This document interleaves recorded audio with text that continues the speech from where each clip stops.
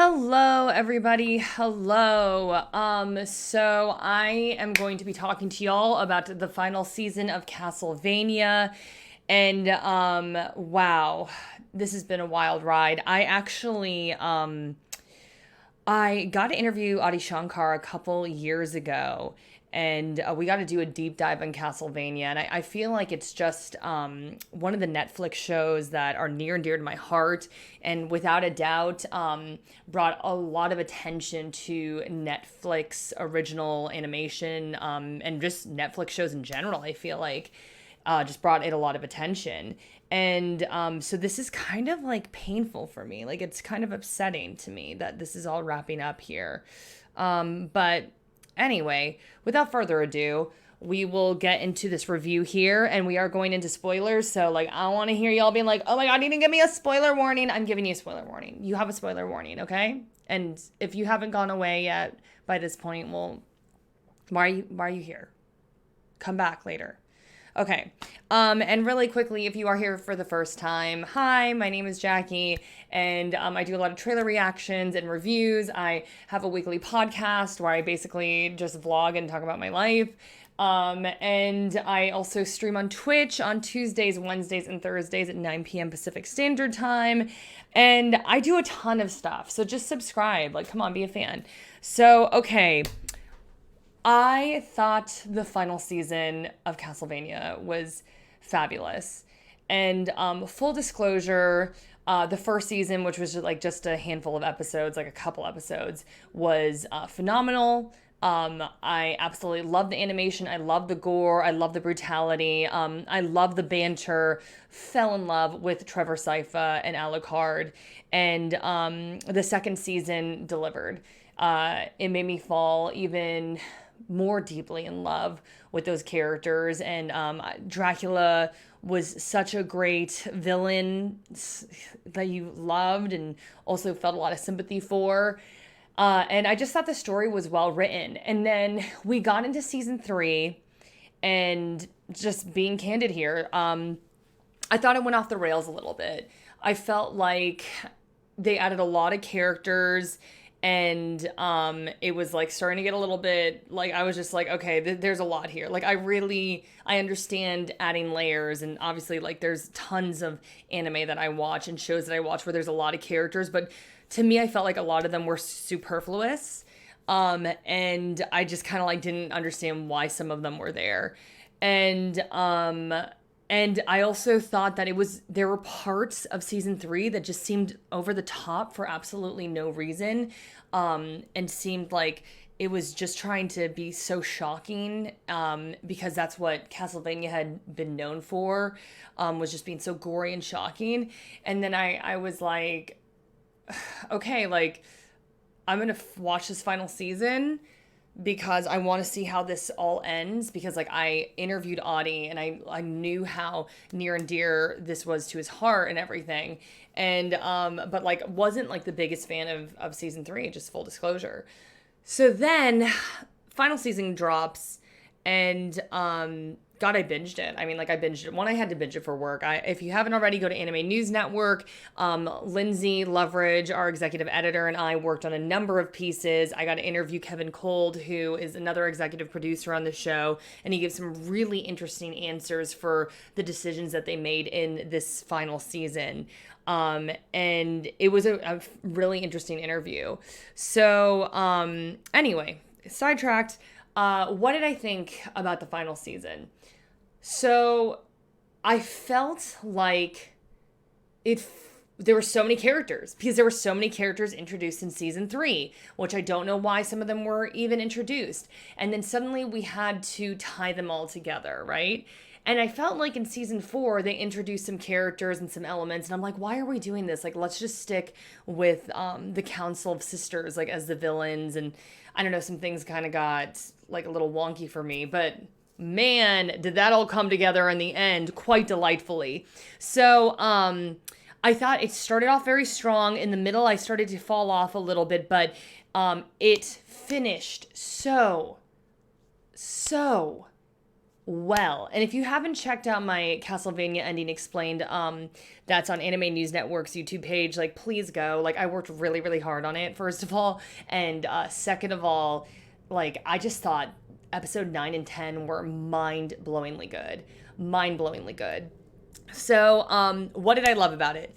Trevor and Sypha, we got their little banter back in action. Alucard seemed to kind of like jump back into action after that really strange beep with the twins. I don't know what the hell was going on there. And so he seemed like, we knew he had taken some time to himself, but then he's like jumping like over to help these people who are in need. And I was like, really? Like he's just convinced that easily, but like whatever storyline we'll go with. Like I just love Alucard, so I just want to see more of him, whatever. And I'll be honest, one of my biggest gripes is like I wanted to see Trevor, Sypha, and Alucard more. Like it kind of, I didn't like that they were introducing all these new elements and new characters because then like they were trying to establish the new storyline and the new characters. And I was like, no, homeboy, this is the final season. Like I want to see my boy and, well, my boys and girl, like I love the gang. So, that was one of my gripes. But, again, when we see them reunited in 9 and 10, like it was like, this is what I'm here for. And just seeing like the chemistry that the three had literally when it came to fight choreography, and just like in their attacks together, but just like being around each other again. It was just so heartwarming and just got me like literally on the edge of my seat. And I was so excited. I do like, what they did with Lenore and Hector. Like, I think a lot of people hated Lenore, and understandably, and I wasn't really the biggest fan of her either. Like, I love Carmilla because she was just, like, fierce, crazy, and, like, just wanted power, like, and was, I don't know, like, Carmilla was, like, fearsome. I loved her. And, like, Striga and I think the other one's name was Marana, like, both, like, interesting, but, like, Carmilla, girl, like, she's like, I have my council of sisters, and, like, I want it all. Like, I don't know. I thought she was a pretty fun villain. Lenore's just like not my style. Like she's very like intellectual, diplomatic. And I was like, okay, cool. But like not like, obviously y'all know my vibes. Like I'm definitely ain't got Lenore vibes to say the least. But I did thought that it was interesting that like, she was still very, friendly with Hector. I even felt like they still had a romance in some strange way. And then just to see how everything fell apart in the end for her, it was really, that was so heavy. And I was shocked that they had her commit suicide. Like, I was like, holy heavy, you know what I mean? But what was interesting to me was that, like, we saw some dark, sad endings for a lot of these characters. Carmilla, for one. Though she went out, like, that girl was like, I will see you in hell, and we'll see if I can kill you again. I was like, I'm getting chills just thinking about it. Like, this is what kind of, like, got me, was, like, I wanted to see more of, like, those moments with the characters that I loved. So that was fun. But, anyway, what was I talking about? I'm, like, all over the place. Yeah, Lenore, her death was super heavy to me. And, I'm interested to see how people react to that. And, I mean, like, the writer said that they felt like you can again check this interview out on Anime News Network. They felt like she had made a decision with a clear mind, and she just didn't want to be in a cage, and I think just like was unhappy, but I'm just like, oh man, whew. And the way she went, like, I was just like, she's like, it was pretty good writing. I ain't gonna lie. Like, she disintegrates in front of his eyes, and she's just like, you silly little man, and all this stuff. And I was just like, oh, girl, don't go. Like, he loves you. You love him. There's a lot of weird crap that's happened. I don't know. Anyway. But yeah, let's get back to the finale with death. And I just thought that like we already knew they were leading to death. So I was just kind of like wondering how he's going to come out. And I liked that Varney ended up being death, and that he was trying to stay close to Dracula's court. And I thought that, and I loved Dragon and his like demonic motley crew, and like they put up this great fight. And I loved the battle with Death, and he's like literally swiping at at Trevor, and it's like an old Super Nintendo or a Nintendo game. You remember where like the boss would look like this, and then you would be like this big on the screen, and the main boss would just be like, and then like you're just like down there, and you had to like jump over the arm. Anyway, okay, I don't know why I just did that, but anyway, like I felt like it was paying homage to the games in such a great way, and it was just such an epic final battle. And then with Saint Germain just like tapping the key at the last second, I was like, okay, boys, okay, Castlevania, I get you, I see what you did there. So overall, like I thought it wrapped things up really nicely. And I will be honest, like I wanted to see more of Alucard. I wanted to see more of Sypha. I wanted to see more of Trevor. That was my biggest gripe. But I thought like there were so many themes of peace and forgiveness, especially between Hector and Isaac. And then like the mercy that they had in Lenore, even, like they didn't kill her, and even moments with Striga and Marana where they're like, we're just playing with our food at this point. Like it's just like not even like it was just they saw that there was like nothing in having that much power, like it was just like what. And I thought that they really showed how power can corrupt and destroy, a soul, even if you're a vampire, you know what I mean? And I thought it was really those parts hit me. Also, the ending was adorable. Alucard, again, wanted to see more from Alucard, and I just like didn't like this like forced romance with the Greta girl, but I was like, okay, like I just wanted to be happy. So, okay, he's gonna have a romance with her, great. And then I'm surprised Trevor survived. Like I did not catch the little key thing. I don't know how many of y'all caught that. But yeah, I was happy he lived because I was like, that's just like sad.